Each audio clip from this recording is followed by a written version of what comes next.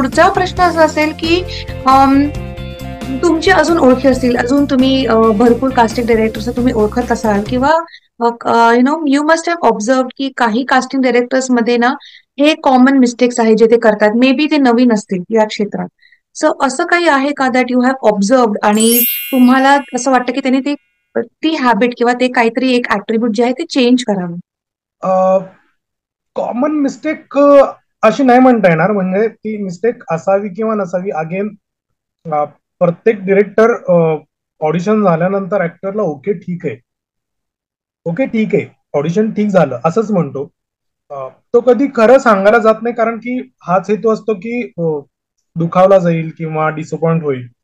So एखादा ऍक्टरनी खूप चांगला परफॉर्मन्स किंवा अपेक्षित असेल तसा परफॉर्मन्स नाही दिला तर बऱ्याचदा कास्टिंग डिरेक्टर हा अरे छान झालं, ओके झालं, ते खोटं बोललं जातं. तर मला असं वाटतंय की ते नाही केलं पाहिजे कास्टिंग डिरेक्टरनी. खरं खरं सांगितलं पाहिजे ऍक्टरला की ह्या कमी आहेत आणि ह्याच्यावरती तुला काम करायला हवं. सो मी बऱ्याचदा मी महाराष्ट्रभर ओपन ऑडिशन्स घेतलेत. तर मी नवीन मुलांना बऱ्याचदा सांगतो की बेसिक गोष्टी आहेत त्या तुम्ही शिकून या. किंवा नाटकात म्हणजे त्यांना माहिती नसतं की जर इंटरॅक्शन आपलं असं असेल की माझ्या समोर एक व्यक्ती बसली आहे आणि मी त्याच्याशी बोलतोय, तर माझा आय कॉन्टॅक्ट त्याच्या तोही चेअरमध्ये बसलाय त्याच्या आय कॉन्टॅक्ट मध्ये असतो. सो हे ऑडिशन करताना बेसिकली ते मुलं अशी खाली बघतात आणि बोलतात. तर त्यांना ते सांगितलं पाहिजे, अरे वा छान झालं, जा ओके थँक्यू. ह्यात काय घडणार नाहीये, त्याचं करिअर स्पॉइल होईल. त्याला नुसतं त्याला ते कळलंच नाही, कधी कोणी सांगितलंच नाहीये, तर त्याचं करिअर खराब होईल. शॉर्टलिस्टेड ऑडिशन मध्ये तर आम्हाला बऱ्याचदा कळतात, म्हणजे काही गोष्टी करून एकाच प्रकारचे रोल करून मोनोटोनस झालेले ऍक्टर्स असतात. तर त्यांना त्या वेगळ्या कॅरेक्टर्स मध्ये स्विच होता येत नाही. म्हणजे मी मोठमोठ्या ऍक्टर्सचे ऑडिशन्स केले सुद्धा, तेव्हा आम्हाला ते जाणवतं. पण अगेन त्यांना ते आम्हाला बोलता येत नाही, कारण की त्यांनी ऑलरेडी काहीतरी ते केलेलं असतं. ते कुठंतरी बोललं पाहिजे, म्हणजे आपण त्यांना मैत्रीत घेऊन किंवा एका अथॉरिटीने अधिकारवाणीने आपण त्यांना ते सांगितलं पाहिजे की यार हे होतंय. तर एखादा एखादा ऍक्टर असा असतो की त्यांनी 3-4 वर्ष सिरियल मध्ये एकच कॅरेक्टर केलेलं असतं आणि तो त्यातनं बाहेर पडलेला नसतो, त्याच्यावरती तो इन्फ्लुएन्स असतो आणि त्याला दुसरं कॅरेक्टर तुम्ही टेस्ट करायला दिलं ना, ते कुठेतरी येत असतं. जण हा ठीक आहे ओके सोडून दे, म्हणजे उगाच कशाला अच्छा. रिलेशन खराब करा असं हा. म्हणून सोडून देतात. तर हे कास्टिंग डिरेक्टरनी त्यांना खरं तर सांगायला हवं की हे चुकतंय किंवा हे असं असं होतंय, रिपिटेशन होतंय किंवा हे कॅरिकेचर होतंय, मोनोटोनस होतंय. ह्या गोष्टी बेसिक तुम्ही शॉर्टलिस्टेड ऑडिशनला ऍक्टरला सांगितलं पाहिजे. Okay. Thank you for being so honest on this point. Okay, आता माझा पुढचा प्रश्न असेल की निरंजन, की कास्टिंग डायरेक्टर या क्षेत्रामध्ये अजून काही चेंजेस यायला पाहिजे का? डू यू थिंक की काहीतरी एक बेटरमेंट साठी एक प्रोसेस काहीतरी वेगळं घडायला पाहिजे that you think will enhance this field? Yes, definitely मला वाटतं की सुधारणा होण्यासाठी कास्टिंग डिरेक्टर म्हणून मला असं वाटतं की कास्टिंग संदर्भाच्या काही गोष्टी सगळ्यांना कळायला हव्यात. सो मी बेसिक सांगतो की बेसिक कास्टिंगची प्रोसेस आहे. कास्टिंग डिरेक्टर तुम्हाला कॉल करेल, तो तुम्हाला फोटो मागेल, त्यावेळी तुम्ही त्याला फोटो मागवा, फोटो पाठवा, काही विचारू नका, ओके फोटो पाठवा. त्याच्या डोक्यात असेल तेव्हा तो तुम्हाला सांगेल, जेव्हा केव्हा तो कुठल्या ठिकाणी प्रेझेंट करेल तेव्हा तो तुम्हाला कॉलबॅक करेल. आता तुम्हाला फोटो मागितलेत ना, रिस्पेक्टफुली येस फोटो पाठवा, थँक्यू म्हणा, विषय थांबवा, विषय नका वाढू, उगाच चौकशी नाही करत बसा. त्यानंतर तो फोटो डिरेक्टर तो फोटो डिरेक्टरला पाठवेल. ही प्रोसेस आहे, म्हणजे तो तेव्हा काहीच सांगू शकत नसतो तुम्हाला. काही गोष्टी कॉन्फिडेन्शियल असतात.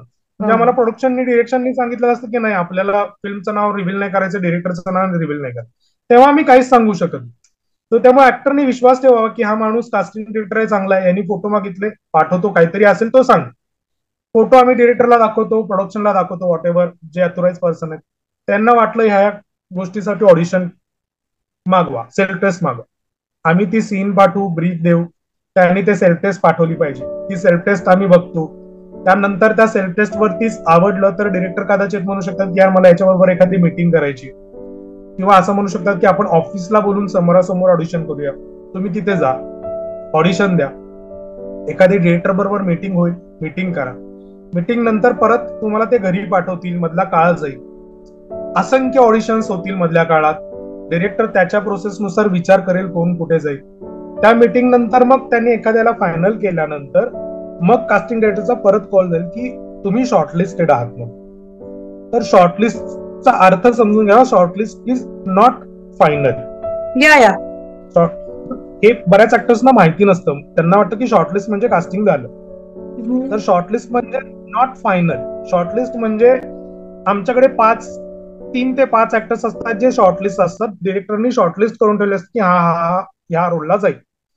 तो त्यानंतर मग कधी कधी प्रोडक्शनचा बऱ्याचदा ठरतं की हा आपण याचं जून मध्ये शूट करणार आहोत. तर त्या शॉर्टलिस्ट ऍक्टरला आम्ही पुन्हा विचारतो की या जून मधल्या तुझ्या तारखा अवेलेबल आहेत. तो असेल तर ठीक, नसेल तर तो उडाला. जो असेल तर मग ते डिरेक्टरना आम्ही सांगतो हे अवेलेबल आहेत. मग डिरेक्टर त्या प्रायोरिटी सांगतो की हा आपण याला लॉक करूया. मग आम्ही तुम्हाला सांगतो की हा तू या तारखेला अवेलेबल आहेस, आमच्यासाठी रिझर्व ठेव, लुक मध्ये काही चेंज नको करूस. तर तू आता फायनल लॉक झालायस आणि तुला आता प्रोडक्शन कडून कॉल येईल, जो व्यवहाराचा कॉल असेल. आणि मग प्रोडक्शन त्याला कॉल करेल त्या ऍक्टरला की ह्या तारखा आहेत, एवढे एवढे दिवस आहेत, इथे इथे शूट असेल आणि काय तुझं व्यवहाराचं काय आहे. सो ही प्रोसेस सातत्याने सगळ्यांनी फॉलो केली पाहिजे. बऱ्याचदा आपल्याकडे होत नाही. आपल्याकडे बऱ्याचदा होतं की तारखा सांगितल्या जात नाहीत. जर असतील तर, तारखा नसतील तर ऍटलिस्ट आपण मंथ तरी सांगा की या मंथ मध्ये शूटिंग होणार आहे, तुम्ही आहात का. बऱ्याचदा कास्टिंग डायरेक्टरला सांगितलं जातं की तूच बोल मैत्रीत पैशाचं, कदाचित कमी मध्ये ऍक्टर काम करेल. तर नाही, ते डील प्रोडक्शनचं असतं. ते प्रोडक्शननी किती करायचं किती नाही करायचं ते ठरवलं पाहिजे. तर ही सुधारणा ऑफकोर्स झाली पाहिजे आणि ही सगळ्यांनी फॉलो केली पाहिजे. अशीच्या अशी ऍक्टरनी जास्त केली पाहिजे, कारण की ऍक्टर्सला ह्या सगळ्यांबरोबर डील केला पाहिजे.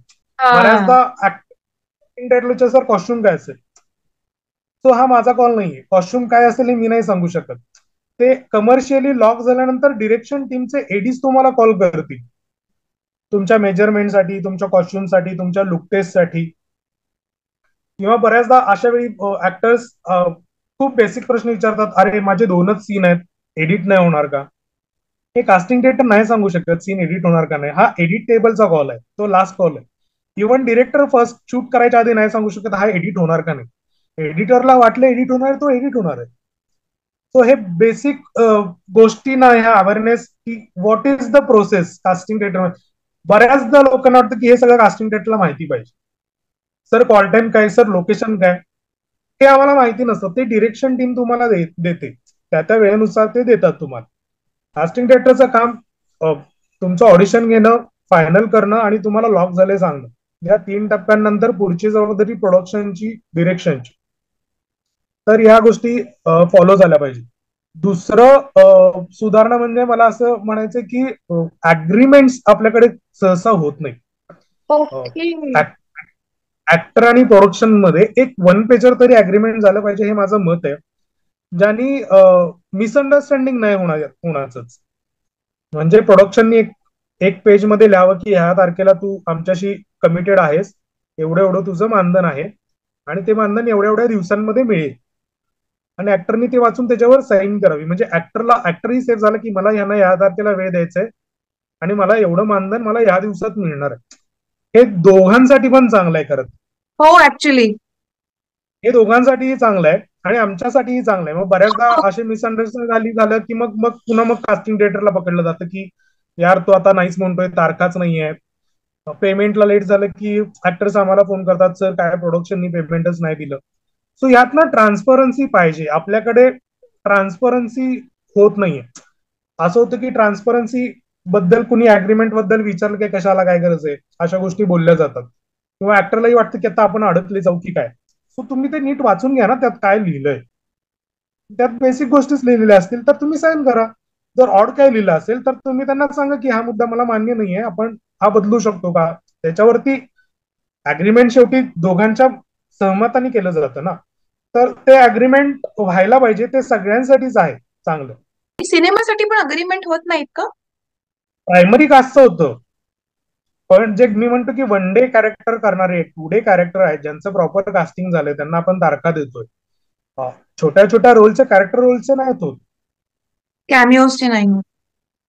काय मिळूचे नाही होत. हम्म. खूप कमी प्रोडक्शन्स करतात, काही काही करतात, नाही असं हा नाही, खूप कमी हा. करतात, सगळे सगळेच नाही करत. तर ते व्हायला पाहिजेत सगळ्यांच. आपण शब्दावरती काम करतो, आपली परंपरा आहे नाटकांपासून की आपल्याला माहित असतं की पूर्वी पूर्वी काही नव्हतंच ना ऑनलाईन. पण आता एवढ्या गोष्टी झाल्यात, मिसअंडरस्टँडिंग असं होऊ शकतं की एखादी तारीख पुढे मागे गेली, एखादा विसरला किंवा दुसरं काम आलं, त्यांनी दुसरं काम घेतलं की मला ही तारीख दिलीच नव्हती, चुकून तारखा शफल झाल्या. तर त्यासाठी ते अग्रीमेंटचं गरजेचं आहे असं मला वाटतं. किंवा इव्हन प्रोडक्शन देणाऱ्या पेमेंट बद्दल ऍक्टर्सला खूप सेन्सिटिव्ह विषय असतो हा, की सर पेमेंट कधी मिळेल, 15 दिवसात मिळेल बरोबर का, महिन्यात. बरोबर. तो त्यांनाही ती खात्री होऊन जाते की हा बाबा त्याने आपल्याला लिहून दिले, आणि मग प्रोडक्शनची पण जबाबदारी ती, हा आपण लिहून दिली की आपल्याला हे द्यावे लागते. तर हो यात गैर काहीच नाहीये, म्हणजे वाईट वाटण्यासारखं किंवा वाईट काम काहीच नाहीये. जस्ट हो. It's transparency. आणि एखादं प्रोजेक्ट चांगलं होण्यासाठी ऍक्टरही खुश की माझ्या गोष्टी मनासारख्या झाल्या किंवा जशा ठरल्या हा, ठरल्या सगळं होत्या तशा फ्लो स्ट्रीमलाईन. मध्ये झाल्या, आणि प्रोडक्शन पण रिलॅक्स. हो. बाकी कोणाला त्रास नाही कुठल्याच गोष्टीचा. Correct correct. दुसरी सुधारणा मला कास्टिंग डिरेक्टर म्हणून असं वाटतं जी ऍक्टर्सनी सुधारणा करायला हवी. बऱ्याचदा ना ऍक्टर्सना पेशन्स नसतात, सातत्य नसतं. म्हणजे मुंबई सारख्या ठिकाणी तुम्ही 1 वर्ष आला, त्यानंतर ऍक्टर गोंधळतो, एका वर्षात त्याला हवं तसं काम नाही मिळालं ना की तो गोंधळतो 1-1.5 वर्षांनी. आणि मग त्याला विचारायला लागतं की आता आपल्याला काहीतरी कमवावं लागेल, ऍटलिस्ट काम तरी मिळत नाही पण पैसे तरी कमवावे लागतील, माझं रेंट मला काढायचंय. त्यावेळी बरेच ऍक्टर स्विच करतात. मग ते कास्टिंग थिएटरला विचारतात की सर काही काम आहे का, प्रोडक्शन मध्ये काम आहे का, सर एडी डिपार्टमेंट मध्ये काम आहे का, सर कॉस्ट्युम मध्ये काम आहे का. मला असे बरेच फोन येतात, पण ह्या क्षेत्रातली मला माहितीच नाहीये, मला ती अथॉरिटीज नाहीये. जर तुम्हाला असिस्टंट डिरेक्टर म्हणून काम करायचंय, तुम्ही असोसिएट डिरेक्टरला विचारा, तुम्ही डिरेक्टरला विचारा मला तुमच्याबरोबर काम करायचंय, ते लोक तुम्हाला गाईड करतील. म्हणजे मला कुणाला रेफर्स करायचं असेल तर माझ्याकडे ऑलरेडी कितीतरी लोक आहेत, त्यांना करेन. मला रॅन्डम विचारलं जातं की आम्हाला कॉस्ट्युम, आता कॉस्ट्युम डिपार्टमेंटमध्ये कॉस्ट्युम असिस्टंटची रिक्वायरमेंट आहे, मला कशी समजेल हो. ती अंडरस्टूड. कॉस्ट्युम. तर हे ऍक्टर्स किंवा काही लोक विचारतात की नाही सर आता मला 2 वर्ष झाली आणि फारसं काम नाही आणि पैशांची पण गरज आहे, तर प्रोडक्शन मध्ये काही काम आहे का बघा ना. सो तिथं आमच आम्ही बोलून काही उपयोगच नसतो. म्हणजे तिथं त्यांना लागणार असेल, त्यांची रिक्वायरमेंट असेल, तर ते तशी रिक्वायरमेंट त्या त्या लोकांना सांगतात आणि त्या लोकांथ्रू ते तुम्हाला काम मिळवता आलं पाहिजे. अ, ही सुधारणा बेसिकली ऍक्टरला कळली पाहिजे. की दुसरी सुधारणा म्हणजे जर तुम्हाला ऍक्टर म्हणून खरंच काम करायचं असेल, तर मी आधी शब्द वापरला सातत्य. तुम्ही आज आला मुंबईमध्ये, ऑडिशन द्यायला सुरुवात केली, तर 6 महिन्यात तुम्हाला काम नाही मिळणार आहे. 6 महिन्यात तुम्हाला लगेच काम नाही मिळणार आहे. तुम्हाला 1 वर्ष 1.5 वर्ष बेसिक ओळख व्हायला, छोटे छोटे रोल व्हायला. तुम्ही जर सामान्य वर्गातून असाल तुमचं, तर बेसिक ओळख व्हायला तुम्हाला तेवढा वेळ जातो, 1-1.5 वर्ष लोकांपर्यंत पोहोचायला. त्यानंतर तुम्हाला कास्टिंग डिरेक्टर आणि इंडस्ट्रीतले लोक ओळखायला लागतात. त्याच्या पुढे तुम्ही काम करता 1-1.5 वर्ष, मग तुमच्या कामाने तुमची ओळख होते. आणि मग पुढे 3-4 वर्षांनी तुम्हाला स्वतःहून कास्टिंग डिरेक्टर किंवा लोक अप्रोच करायला लागतात की ये म्हणून. सो हे सातत्य तुम्हाला हवं. एकतरी मेंटली स्ट्रॉंग राहणं, डिप्रेशन न येता, आणि फायनान्शियली स्ट्रॉंग हवं अशा वेळी. हो हो. तर तुम्हाला फायनान्शियली बॅकअप पण त्यावेळी हवं, जर सातत्य ठेवायचं असेल. कारण की मुंबई सारख्या ठिकाणी तुम्ही स्ट्रगल करायला म्हणून येता, तेव्हा तुमचे बेसिक खर्च 10,000 असतो. तर त्या सगळ्यातनं हो. तुम्हाला तयारी करा की पुढचे 4-5 वर्ष मला हेच करायचं आणि मला सिद्ध करायचं आहे. हे ऍक्टरनी टार्गेट धरून यावं मुंबईत काम करायचं असेल, किंवा कुठल्याही क्षेत्रात काम करायचं असेल तर. इव्हन एडी म्हणून किंवा इव्हन कास्टिंग डिरेक्टर म्हणूनही काम करायचं असेल, तर एका वर्षात तुम्ही लगेच कास्टिंग डिरेक्टर नाही होऊ शकत. त्याला काहीतरी प्रोसेस आहे, तुम्हाला शिकावं लागेल, ते फ्लो व्हायला लागेल. आणि मग 3-4 वर्षांनी लोक ओळखतील, अरे हा ह्याचा असोसिएट चांगलं काम करतो, याला आपण आपल्या फिल्मला कास्टिंग डिरेक्टर म्हणून विचारूया. याला 3-4 वर्ष जातील लोकांचा विश्वास बसायला, तुमचं काम यायला, तुमचं काम दिसायला, तुम्हाला स्वतःला प्रूव्ह करायला वर्ष जातं. 2-3 पॉइंट्स आहेत ते मी एक्स्ट्रा काढले होते. सेल्फ टेस्ट कशी द्यावी हा एक लोकांचा मुद्दा असतो. की घरी मला ऑडिशन देणं नीट जमत नाही. तर बेसिकली जी स्क्रिप्ट आहे त्या स्क्रिप्टमध्ये काय रिक्वायरमेंट आहे त्याप्रमाणे शूट करावं. ते बसून असेल बसून, उभारून असेल उभारून, फक्त कॅमेरा आडवा धरावा, पाठीमागं प्लेन बॅकग्राऊंड असावी, तुमच्या चेहऱ्यावरती व्यवस्थित लाईट यावा, तुमचा आवाज व्यवस्थित रेकॉर्ड व्हावा, याची काळजी घ्यावी. दुसरं, बऱ्याचदा आम्ही असं विचारतो की तुम्ही अमुक एका तारखेला अवेलेबल आहात का? कारण की अचानक एखादा रोल येतो आणि ह्या तारखेला आपल्याला असा असा माणूस लागणार आहे असं विचारलं जातं, असा असा ऍक्टर लागणार आहे. त्यामुळे मी तारखा विचारतो तेव्हा पण लोकांचा, ऍक्टरचा गैरसमज होतो की यार म्हणजे आम्ही लॉक झालो, मला तारखा विचारल्यात. म्हणजे नाही, आम्ही तारखा का विचारतो, जर तुम्ही शूट डेटला अवेलेबलच नसाल तर तुमचं प्रोफाईल पाठवून पुढे उपयोगच नाही. तुमचं प्रोफाईल पुढे पाठवलं, डिरेक्टरला आवडलं आणि तुम्ही शूट डेटला अवेलेबल नसाल, शूट कसं करणार? त्यामुळे ऍक्टरला आम्ही पहिल्यांदा आधी असं अर्जंट रिक्वायरमेंट असेल की यार 2-3 दिवसांनी शूट आहे, चुकून रिक्वायरमेंट येते एखादी, त्यावेळी आधी आम्ही विचारतो की बाबा तू उद्याच्या 18-19 तारखेला आहेस का अवेलेबल? येस, एवढं उत्तर आलं, तुझे फोटो मागितले, ते फोटो पुढे गेले, त्यांनी फायनल केलं की आम्ही दुसरा कॉल करू की हा या तारखेला शूट असणार आहे, असा असा रूल आहे, तू फायनल झालेस, प्रोडक्शनशी व्यवहाराचं बोलून. तुम्ही अवेलेबल नसाल, तुम्ही नो म्हणा, विषय संपवा. मग बरेच जण काय करतात, अवेलेबल नाही आहे पण काय आहे, पिक्चर आहे का अच्छा. सिरियल आहे, का का कास्टिंग डिरेक्टरचा पण वेळ वाया घालवायचा आणि तुमचा पण वेळ वाया घालवायचा? ठीक आहे, ते काम आहे, कास्टिंग डिरेक्टरचं काम आहे विचारणं, तुमचं काम आहे, असेल तर हो म्हणणं, नसेल तर नाही म्हणणं. नसेल तर तुम्ही, हा म्हणजे, किंवा बऱ्याचदा एखादी ऍड करताना किंवा एखादा रोल असेल, जसं की आता मला मध्यंतरी आता मी इलेक्शन कॅम्पेनिंग केलं. अर्थात ते सगळ्यांना आवडेल नाही आवडेल, इलेक्शन कॅम्पेनिंग प्रत्येकाचं वेगवेगळं मत असू शकतं. तर मी प्रत्येक ऍक्टरला जेन्युइन विचारायचं किंवा पक्षाची ऍड करतोय का, तुला काम करायचं? ज्यांनी हेच सांगितलं त्यांचं ऑडिशन घेतलं, त्यांना कास्ट केलं. काही लोकांनी नाही सांगितलं की नाही दादा आम्हाला नाही, उगाच ते राजकारणचं नाही करायचं, नाही करायचं, ओके थँक्यू, माझं काम झालं. मी काय त्यांच्याबद्दल गैरसमज नाही केले, त्यांना नाही करायचं, ओके. काही लोकांनी मला प्रश्न विचारले, मग ते कुठल्या पक्षाचं आहे, मग ते टीव्हीवर दाखवणार का, मग ते व्हायरल नाही होणार नाही, ते मला नाही माहिती ना. ते तुम्हाला येस और नो सांगा, किंवा एखाद्या जाहिरातीचं असेल की नाही बाबा आपल्याला एखाद्या अमुक एका जाहिरातीची किंवा बोल्ड कंटेंटची जाहिरात करायची, तुम्ही कम्फर्टेबल आहात का? हा पहिला प्रश्न. तुम्ही हो. असाल तर पुढची इन्फो, तुम्ही नसाल तर वेळ घालवण्यात काय पॉइंट आहे ना. मग निरंजन एकदम प्रोडक्ट एक्सपिरियन्स बोलतोय. आपण सो मच ऑफ एक्सपिरियन्स आहे, एवढा एक्सपिरियन्स आहे. येस येस, हा एक्सपिरियन्सच आहे. म्हणजे असेल तर पुढच्या गोष्टी सांगणारच आहे. मी कुणाला तुम्हाला बरोबर. घरातून ओढून नाही आणणार आहे की हे आणि तू काम कर. तर त्याबद्दल त्याने ठाम असावं की हा मला ह्या कंटेंटचं करायचं नाहीये, ओके डन, थँक्यू, दुसरं कंटेंट काय असेल तर देऊ. तुम्ही कम्फर्टेबल नसाल तर त्यात मग डिरेक्टर कोण, रायटर कोण, मग हे आहे का, मग त्यांना काय असतं, ऍक्टर्सला मी काय मिस केलं हे बघायचं असतं, मी काय मिस ओके. करतो हे बघायचं, हे आम्हाला कळतं. पण मला असे अजून 10 कॉल करायचे असतात ना. तुम्ही नाहीच आहात तर मला माझ्या बाकीच्या 10 लोकांवर फोकस करू द्या, आणि त्या 10तनं एक जण घेणार आहे आम्ही. तो कदाचित ते 10च्या 10 नाही आवडले तर मला पुढचे 10 बघायचे आहेत परत, ते टार्गेट डोक्यात असतं. त्यामुळे ना आम्ही ते गोष्टी क्लिअर सांगू शकत नाही, तर तेवढं ऍक्टर्सने समजून घ्यावं असं मला वाटतं. प्रत्येक रिलेशनशिप मध्ये, प्रत्येक प्रोफेशन मध्ये माणसाने यस आणि नो असावं. येस तर हो. येस, नो तर no.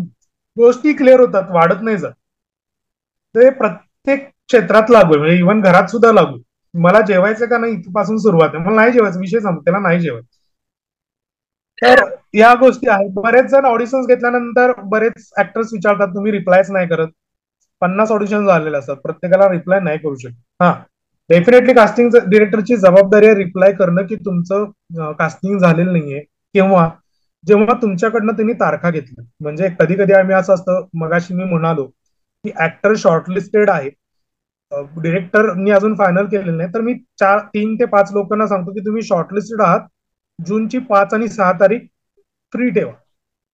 हा, तो कॉल साधारण 30 मेला डिरेक्टरनी घेतला की अमुक एका ऍक्टरला लॉक केलंय, लॉक करतोय.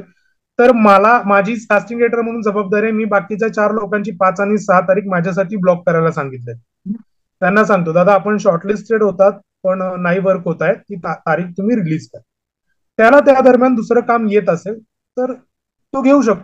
तर तेव्हा माझी जबाबदारी असणं सांगणं. त्या दरम्यान जर तुम्हाला काही दुसरं येत असेल चांगलं, तुम्ही बिंदास घ्या. चुकून माझ्याकडनं कॉल आला तर तुम्ही सांगू शकता की नाही, अहो सर आम्ही या तारखेला माझ्याकडे दुसरं आले बघा, काय ऍडजस्ट होते. हे अंडरस्टँडिंग असू शकतं. पण मग पण निरंजन, तुम्ही एक सपोज कोणी ऑडिशन दिलेलं आहे, तर त्यांनी किती तास किंवा किती दिवस वेट करावं की रिप्लाय येऊ शकतो, की हे फार इरेग्युलर आहे, की 2 दिवसांनी बाबा, म्हणजे नाही 2 दिवसापर्यंत नाही आला मला नाही, कॉल, नाही, सो असं काहीच त्याला हे नाहीये, असं काहीच त्याला टाइमलाईन नाहीये. नाहीये. कारण की आपल्याकडे ना कास्टिंग होणं न होण्यासाठी बरेच पॅरामीटर्स आहेत. म्हणजे की ऍक्टर रिजेक्ट का म्हणजे बऱ्याचदा आम्ही नाही झालं म्हटल्यानंतर का नाही झालं असंही विचारतो. सो त्याला बरेच पॅरामीटर्स आहेत. एक रिझन नाहीये की तुम्ही ऍक्टिंग नाही चांगली केली, तुम्ही कॅरेक्टरला नाही जात, तुम्ही फॅमिलीमध्ये मॅच होत नसाल, तुमची हाईटच जास्त असेल. बऱ्याचदा असं होतं की ऍक्टरला तुझं नाही झालं असं सांगितलं नाही जात. कधी कधी ना ऍक्टरला डिरेक्टरना ऑडिशन आवडलेलं असतं ऍक्टरचं, आणि फिल्मचं शूट 6 महिन्यांनी होणार आहे, आणि 6 महिन्यांनी ते शूटिंग सुरू होताना डिरेक्टरना काहीतरी वाटलं की समाव हा ऍक्टर नीट करत नाही, ह्याला रिप्लेस करूया किंवा नवीन काहीतरी ऍड ऑन करायचंय आपल्याला, सो आपण ह्याला कास्ट करूया का. अरे आपण ते नाही का त्याचं ऑडिशन घेतलेलं अमुक अमुकचं, ते मला आवडलं होतं, तो त्याला बोलूया का, असंही बऱ्याचदा होतं. सो तसंही का, त्यामुळे डायरेक्टली नाही झालं असं लगेच नाही सांगतायत ते माझ्यासाठी बेटर असतं मला. कारण की मग त्याचं परत मी अरे झालं नव्हतं ना, मग काय झालं, त्या कन्फ्युजन मध्ये न राहण्यापेक्षा ते होऊ शकतं, म्हणजे काही घडू शकतं. म्हणजे 6 महिने अचानक डिरेक्टर म्हणतो यार अजून एक हवालदार मला पाहिजे ह्याच्यासोबत, हा तर केलायच काच, पण ह्याच्यासोबत अजून एक पाहिजे, तू ह्याच्या बरोबर तू ते एक ह्याच्यानंतरचं ऑडिशन दाखवलं होतंस ना, त्याला विचार ना. सो असंही कास्टिंग होऊ शकतं. म्हणजे खूप त्यामुळं व्हॉलाटाईल आहे. म्हणजे निरंजन हे हा खूपच आणि व्हॉलाटाईल आहे. हा आणि एका ऑडिशनचं तुम्ही कधीच ऍक्टरनी कुठल्याही ऑडिशन्सला गेल्यानंतर असं नका समजू की ते एक ऑडिशन एकाच प्रोजेक्टसाठी मर्यादित आहे. कधी कधी असंही होतं की ते ती ऑडिशन गोष्ट. मल्टिपल प्रोजेक्टसाठी आम्ही दाखवू शकतो की या वर्षभरात माझ्याकडे अरे हा ऍक्टर छान आहे. सो कुठेही ते जाऊ शकतं आणि कुठूनही कॉल येऊ शकतो की सर त्या प्रोजेक्टला नाही झालं, या प्रोजेक्टला होतंय, असं होऊ शकतं. असं झालंय का की म्हणजे मी व्होलाटाईल का विचारते, की एक सपोज पर्टिक्युलर एक रोल आहे निरंजन, ओके, आणि ऑडिशन झालेले आहेत त्याचे, आणि 24 तासात असं कळतं की अच्छा, आता दिस पर्सन इज लॉक्ड, असं पण होतं का? किंवा हा कॅरेक्टर आता नाहीच आहे, किंवा we are not shooting for this character, audition जरी दिलेले हो, आहे, इतकं व्हॉलेटाईल आहे हे मार्केट, म्हणजे हे फील्ड रादर. हो, होतं होतं होतं. डेफिनेटली असं होतं. त्याला आपण क्रिएटिव्ह कॉल म्हणूया. जसं आपण समजून घेतो की एखादा पार्ट एडिट झाला, तर माझाही कित्येक चांगल्या सिनेमामधला माझा स्वतःचा पार्ट एडिट झालाय, जिथं मी स्वतःला कास्ट केलेला असतं पण तो एडिट होतो.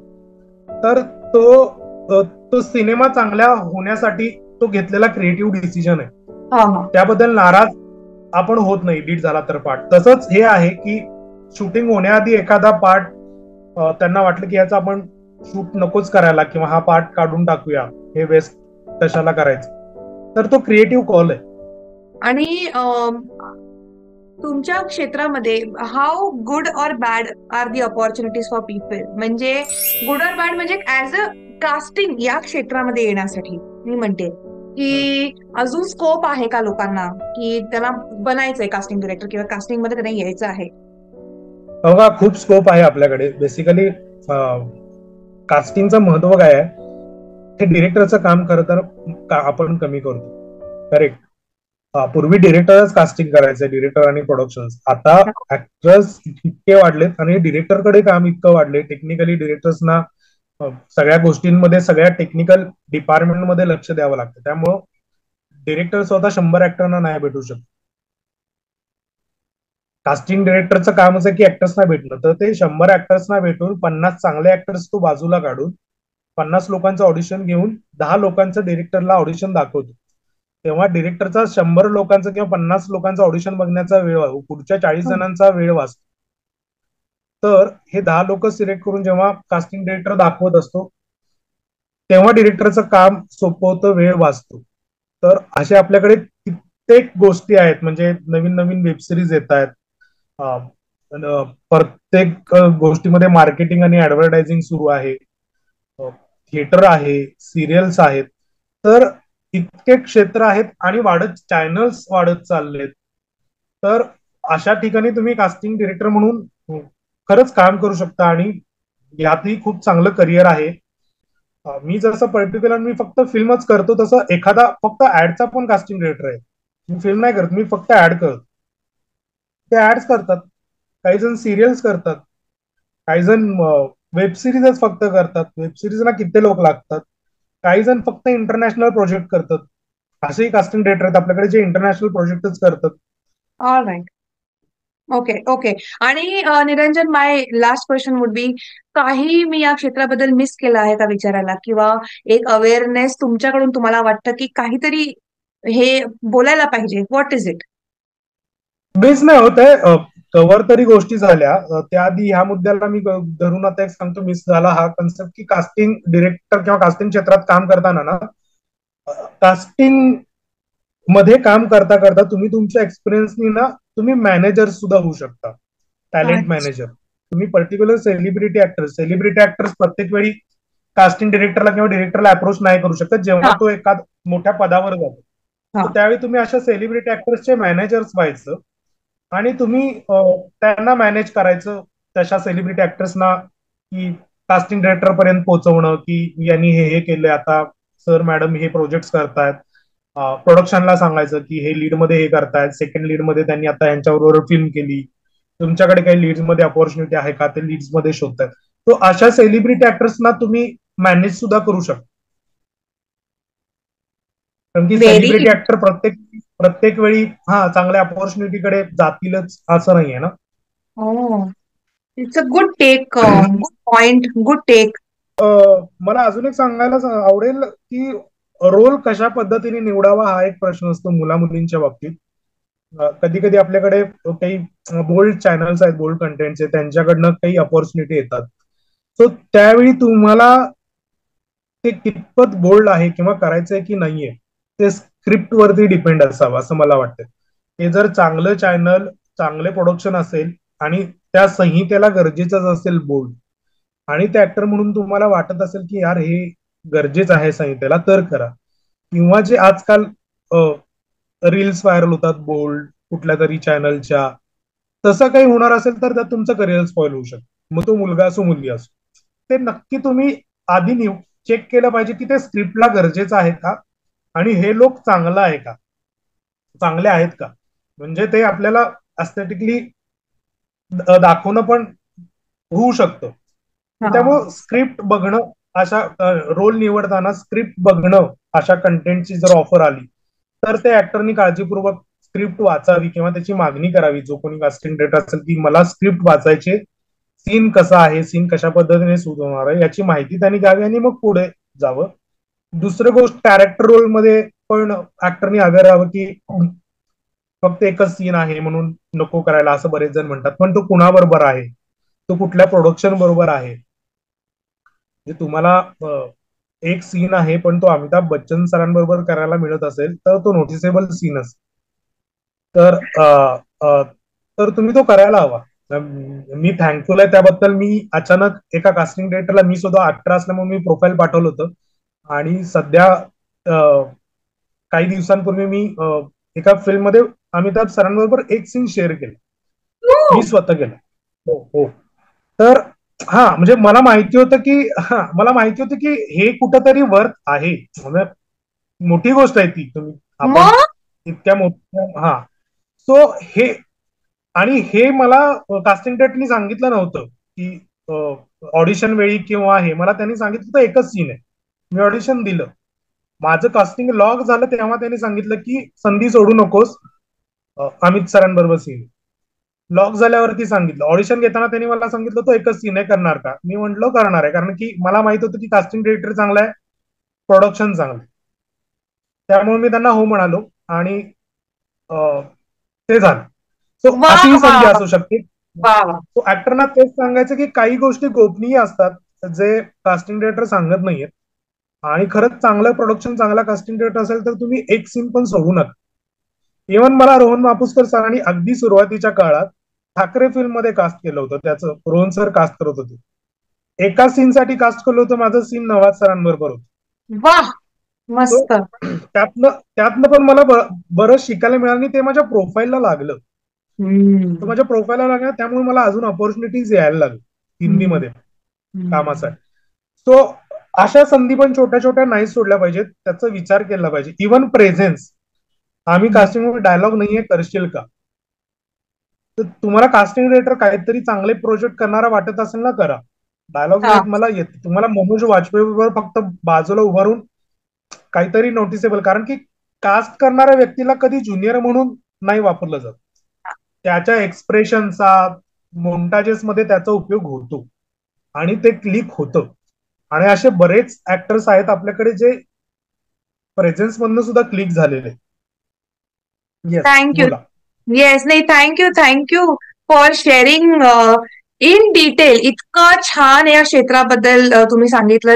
बेसिकली मलाही आवडतं लोकांना भेटायला, ऍक्टर्सना भेटायला. मी ऍक्टर्सच नाही, मी वेगवेगळ्या लोकांनाही भेटत असतो आणि मला ते ऍक्टर असल्यामुळे मी मला ना गिव्ह अँड टेक करायला आवडतं. हा. So, आणि मलाही आवडतं असं सांगायला की